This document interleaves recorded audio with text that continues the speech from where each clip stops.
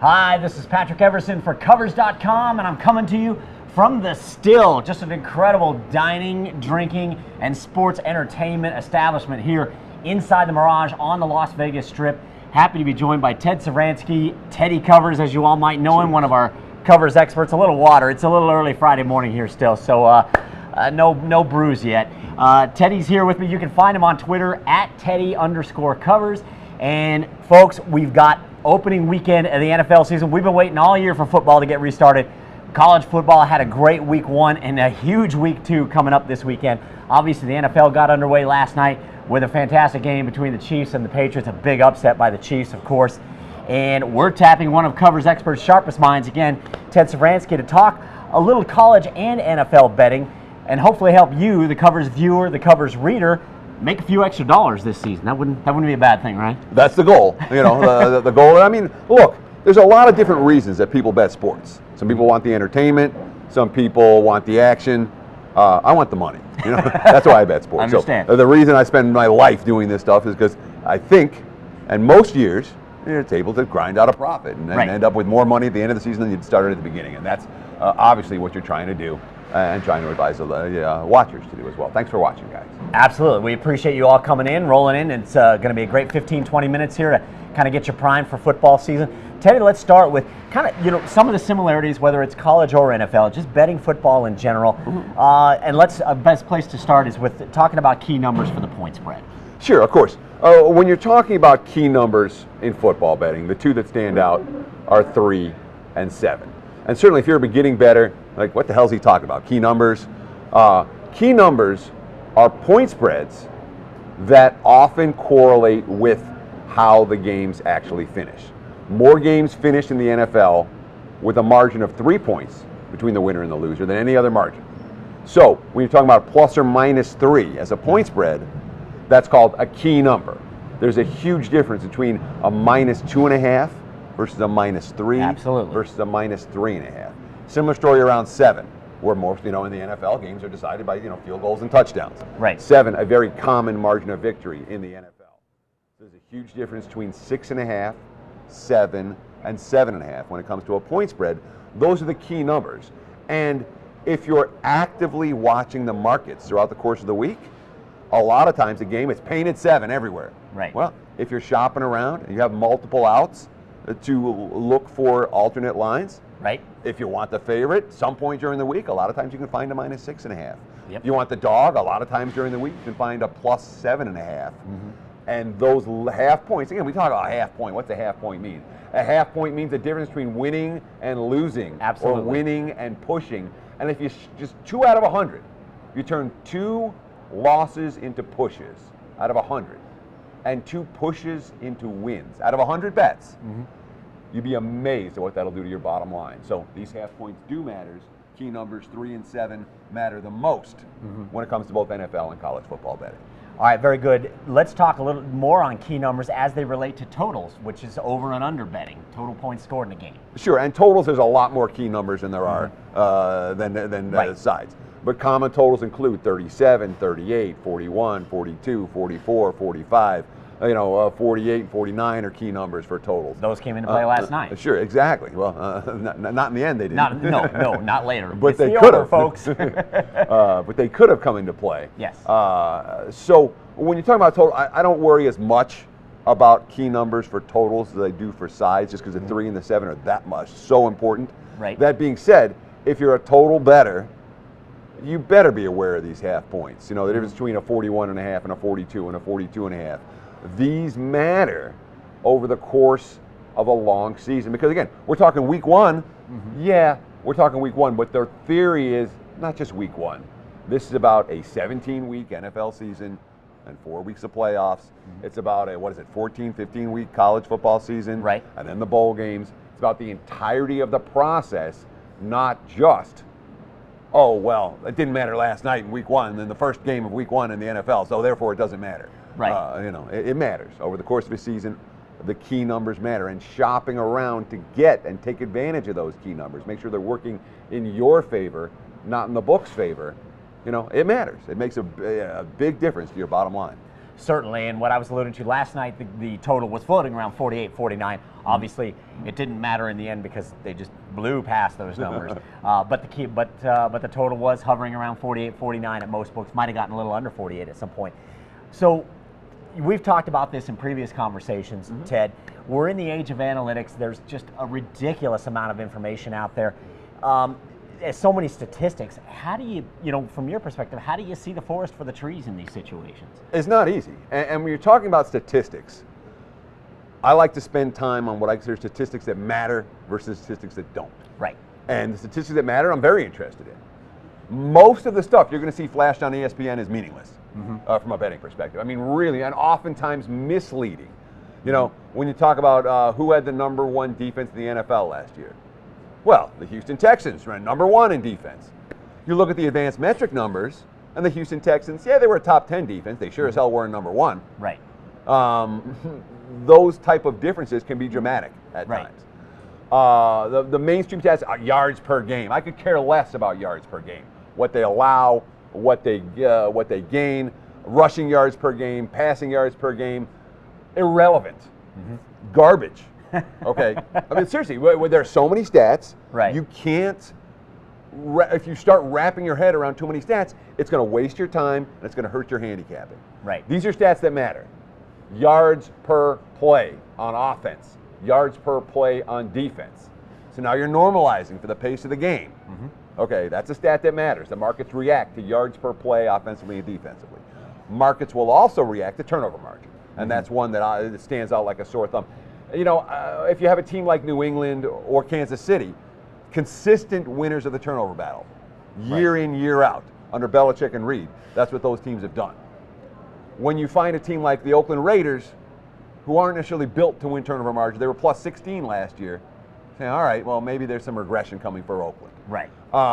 In a weekly basis, you find a good team that just turned the ball over 4 times last week, and finished -3 in turnovers. Guess what? That may be a bet-on squad the following week with ball control. Right, they're gonna emphasize that in that coming week for sure. Sure, exactly. Or yeah, ball security, I should say, not ball control.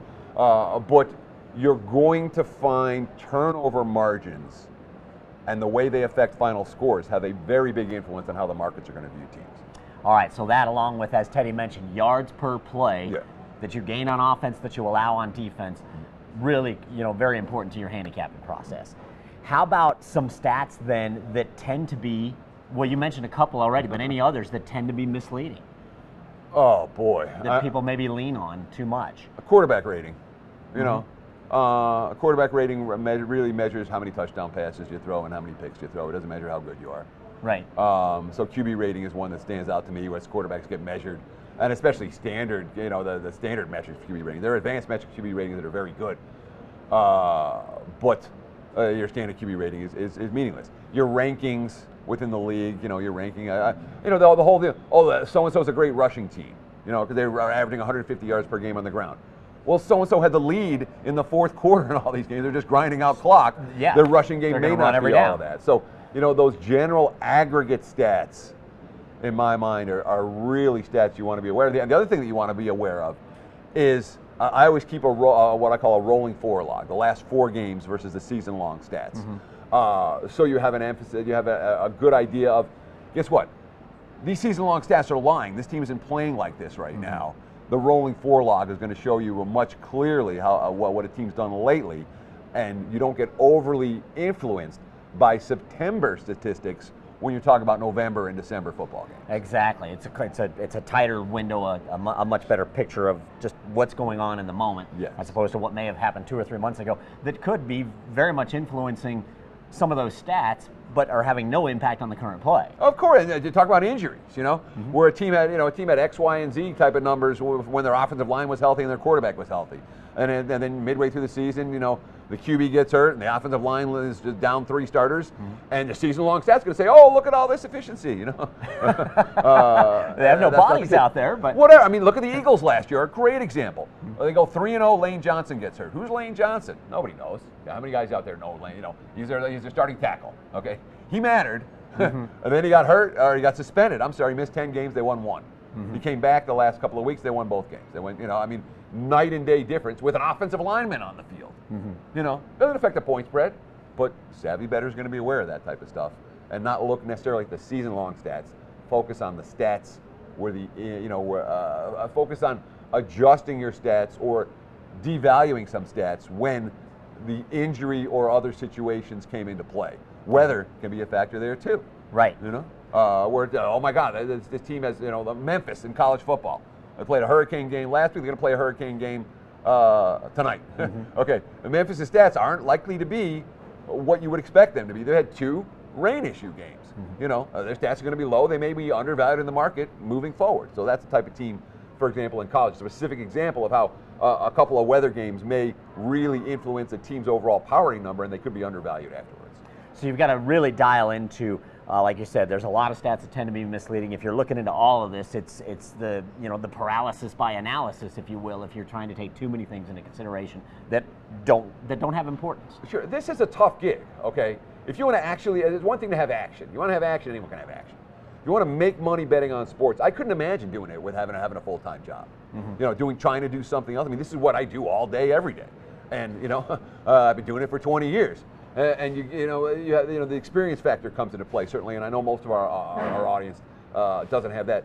But the time factor, you can't underemphasize how much time it legitimately takes to go through the local papers and find the little tidbits, to go through the stats and isolate the ones that matter. It's a time-consuming process, and if you're serious about winning money on sports, you either got to put the time in or find someone else that's putting the time in. Obviously, that's what covered experts. Absolutely, and Teddy would be one of those, one of the best in the business to do that. Lots of good guys on coverage. But there's experts. plenty of good people, no doubt about guys it. that do this for a living. The whole concept is, am I working on this full time or am I working on this part time? Right. When you're working on this full time, you're supposed to be giving good information for your clients that they can take advantage of. And the vast majority of the coverage experts are able to do that. Certainly. Let's talk a little bit, moving along, some differences between college and pro ball. What do you, and betting on those two areas, what are some things you think require more focus in college necessarily than, specific to college? And it's a nuanced type of question. And it's not an easy question to answer in terms of newbie, to explain to a newbie, oh, this is exactly what I focus on in college, but exactly what I focus on in the NFL. But certainly when it comes to preseason preparation, all right, in college, the general expectation is the team you saw last year is the team you're going to see this year. There's going to be, out of 130 college football teams, there are going to be maybe 10 teams that really go way up and 10 teams that drop way down from where they were last year. Maybe 15. There's going to be 100 or 110 teams out of that are basically going to be power rated in a very similar spot to where they were last year. You don't have the dramatic fluctuations. And the teams that you're able to make the most money on in college football, especially early, are the teams that have had the dramatic fluctuations. Where, guess what? They just lost, they lost every starter from last year, and this whole group of seniors came in and led the team to 11 victories and a conference title, and now they're starting from scratch the following season. You make money on squads like that. In the NFL, one year to the next, you have the Patriots. That's about it. Yes, exactly. The Patriots up, Browns down. And I'll tell you what, you start to project 3 years out, and maybe it'll be Browns up, Patriots down. You never know in the NFL. But the NFL, you do expect a lot more reversion to the mean. Where a team was way up here last year, they're going to come back. Carolina Panthers from 2015 to 2016, your classic example. Yes. They went through the roof, and they came back to earth. And the regression to the mean will happen on a very consistent basis in the NFL from year to year. So your power rating on a squad from last year does need to be adjusted, often in a significant way, prior to the start of the next season. All right, with college, how big a how big a difference is coaching in college? Is that something you have to really look closely at? Coaching is a lot of debate in the handicapping community about coaching.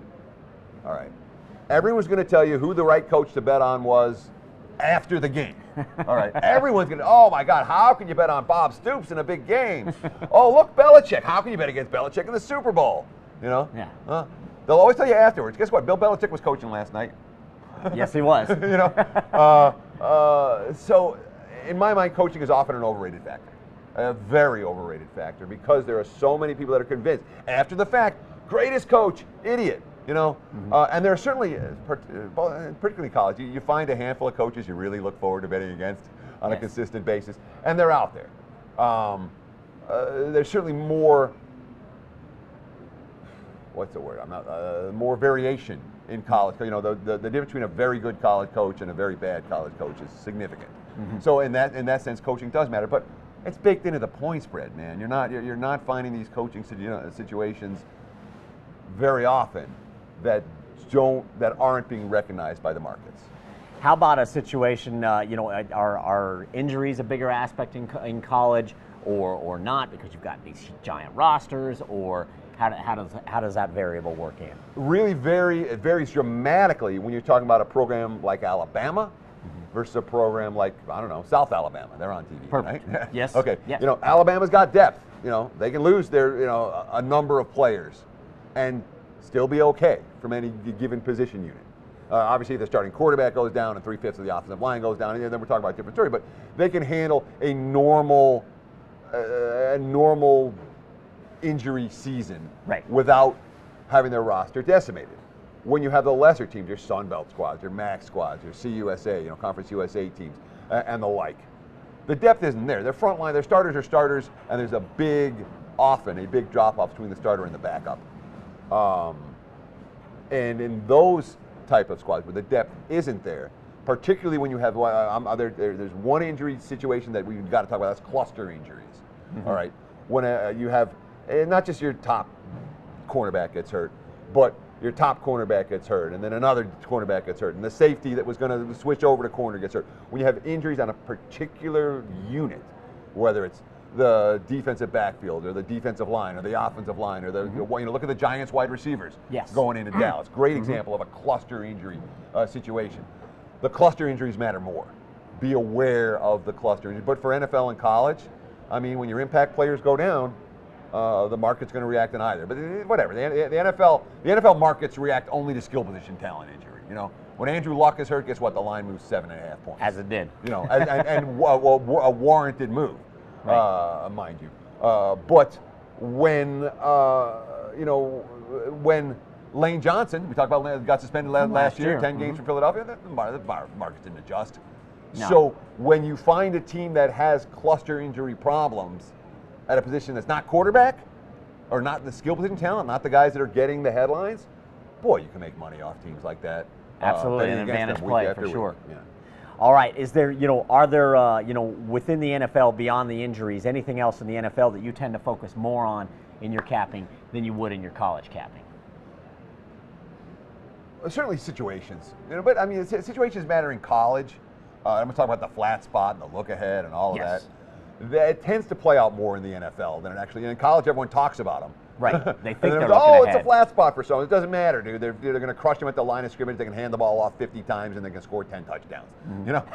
And you find these situations where they're not motivated. It doesn't matter because the physical mismatch at the line of scrimmage can be so great in these contests. In the NFL, that's not, you're not finding the physical mismatches. So the spots really can and do matter.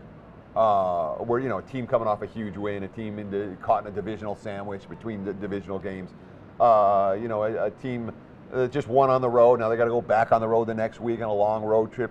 These tend to be bet against spots. So certainly spots in the NFL are something that the market. You're looking at an NFL point spread, and you go, how the frick? Am I allowed to say? No, I'm not going to swear. I like to swear, but how is this number only 3? How is it only 2.5? And it's the spot. The spot is definitely factored into the equation. You see that in college, not as much. Where the markets don't react to the spot point spread wise. We're looking at power numbers.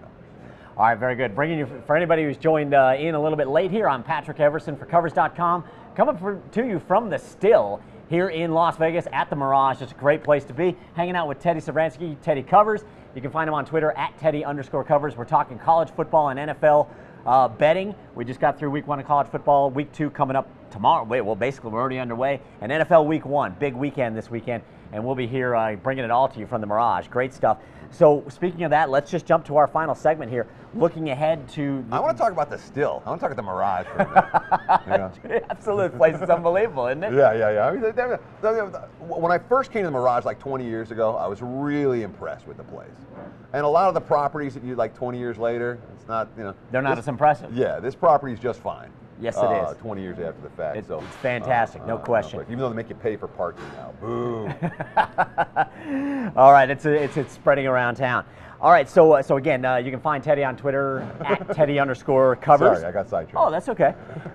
So we're going to wrap this up by doing a little bit of look ahead. Week 2 college football. You know whether it's tonight or there's a big slate of really good games tomorrow, and there might be some spots where you think stay away from those big games, and here are some opportunities. But when you're looking just in general terms, where do you start your capping on? Where does the process start for you? Kind of walk us through. Whether it's power ratings or key numbers, or do you set your own lines and then compare to what's out there, or what's the process for you? Recreational bettors bet teams. Professional bettors bet numbers. My whole starting point begins with math, hard math. I'm creating numbers for every game. I want my numbers to be ready before the odds come out. So if there's something that really stands out, I'm going to fire away. Right. I'm confident in my numbers. I've been making them for many years.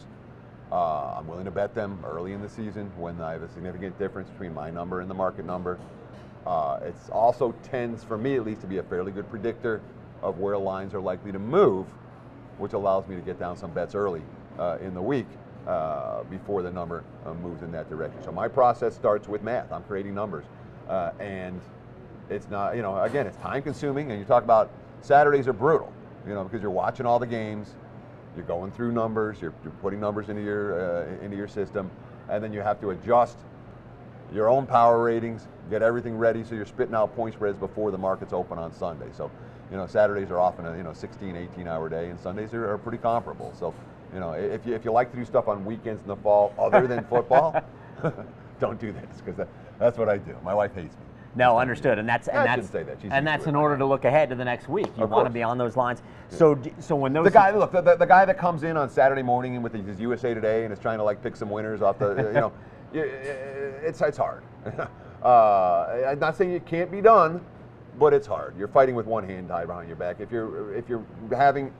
you're comfortable with your numbers by the time the market's open, you're doing something right, and you have all week to shop around, look for good numbers, and take advantage of that. Sorry, you have a question. No, and that's fine. I was going to say, is that so? Do you look for situations? Are there situations, I should say, where you may fire early if you find a gap right away, or you may fire later when you see something and you'll just kind of watch it, and if it goes where you expect it should go, then you fire late? Of course, and that's one of the biggest problems about selling plays and being a tout and having a service, is that there's bets I'm making. I'm firing away on Sunday, Mm-hmm. For the following week. Clients can't get them. I can't give them out in time. Right. You get with write-up and analysis, and you can't do it. The market's here. Boom. You fly. I mean, the wise guy mantra, the professional bettor's mantra, with a lot of this stuff is bet now, ask questions later. Mm-hmm. You see a number that just stands. Boom. You bet it. And then you come back to it later. All right, was I right? Was I wrong? But you're making your bet while the number stands out to you on the screen, because you expect that number not to be there long term. And as long as you're getting the best of the number, even if you decide midweek, I don't like this wager, you can get off it. Sure.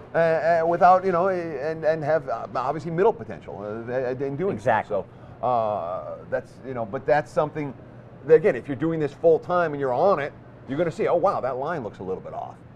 It's going to jump out to you a little bit. As a rank amateur, that's not going to happen. It's going to take time and effort to be able to get to that level. All right. Do you find more of those opportunities where a number might jump out at you, or something you can follow more with maybe some of the lower profile games, or how does that tend to work out for you?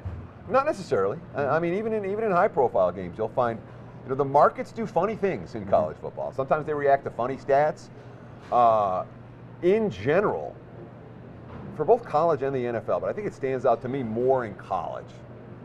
the biggest bettors aren't watching these games. You know what I mean? They're not like it's number crunching and stats, Right. and their particular algorithms that are going to spit out what they think are better point spreads than the market is offering. If you watch the games, and I'm a watcher, you can oftentimes, I'm looking for the misleading stats. You know, the stats Right, that like we aren't discussed telling earlier. a true story of what's really going on in these games.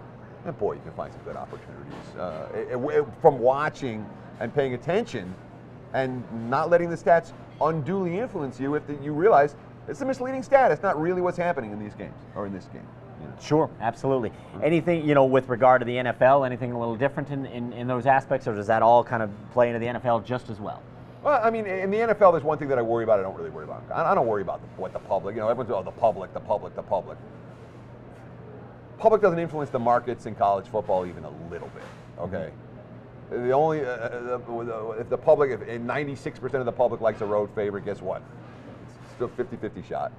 Right. It's not one of these like auto fades. Whereas if you find an NFL and 85% of the people like the road favorite, guess what? You bet against that road favorite. At the end of the season, you're gonna cash more tickets than you lose betting against some of these.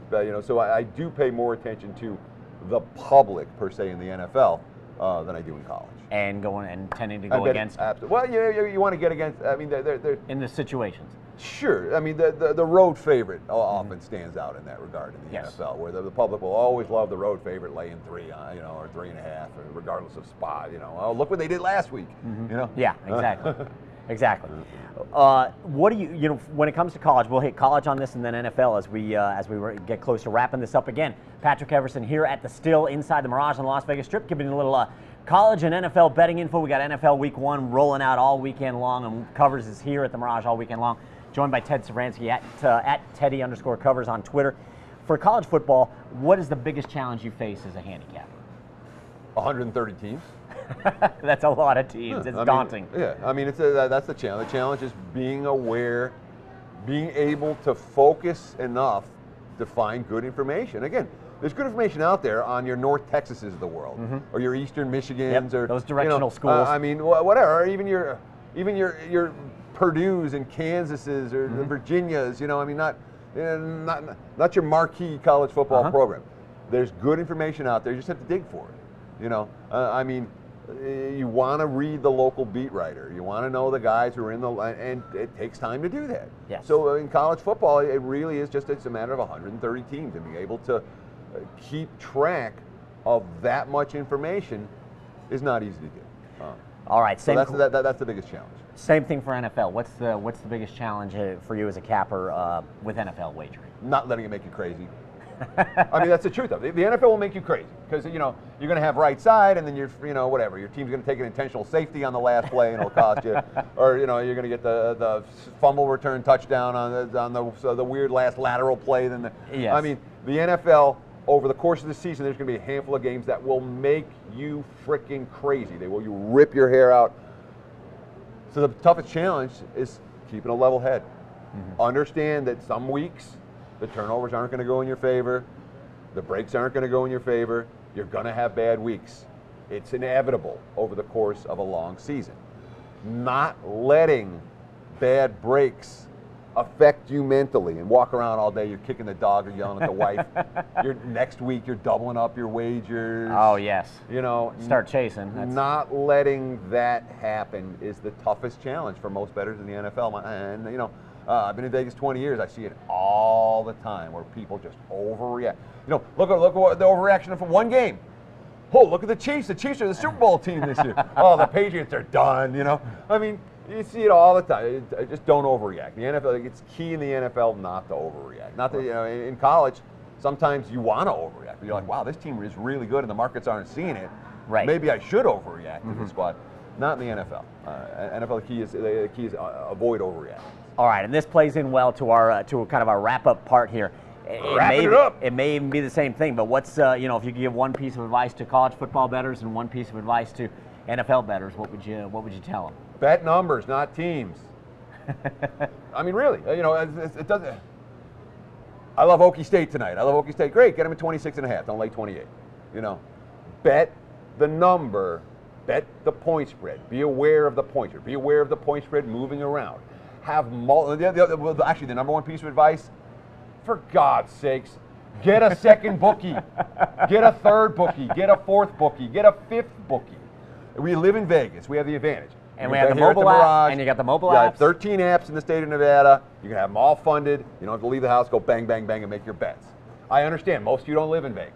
All right. Though I'm getting texts from a couple guys that are. They're saying we look good. They were talking about you. They said Patrick looks good today. I got great clips, folks. Great clips. But the truth is, the more outs you have, the better your chances are of winning. Because you're going to, again, these half points matter.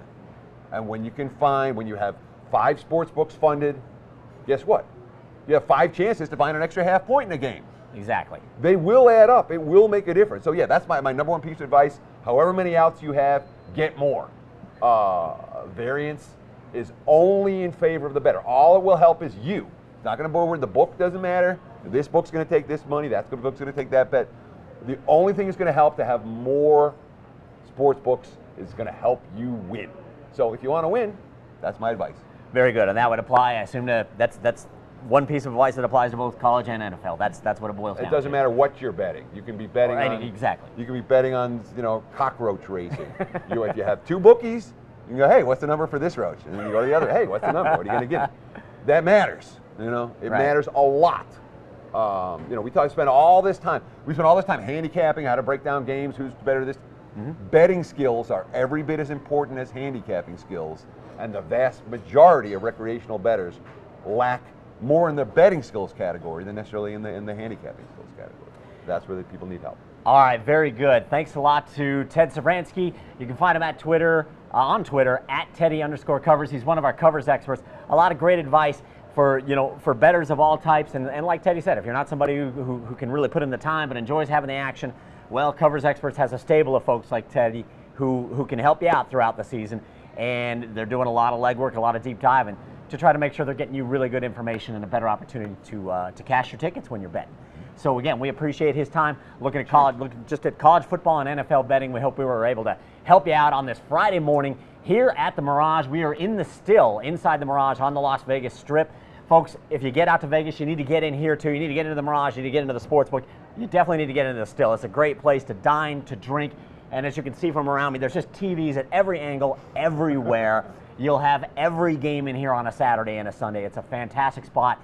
You definitely need to check it out. So again, thanks a lot to Teddy for your insights. Really appreciate it. For Covers.com from the Still on the Las Vegas Strip, I'm Patrick Everson. Be sure to subscribe to our YouTube channel and give us a follow on Twitter at Covers. And good luck. Absolutely.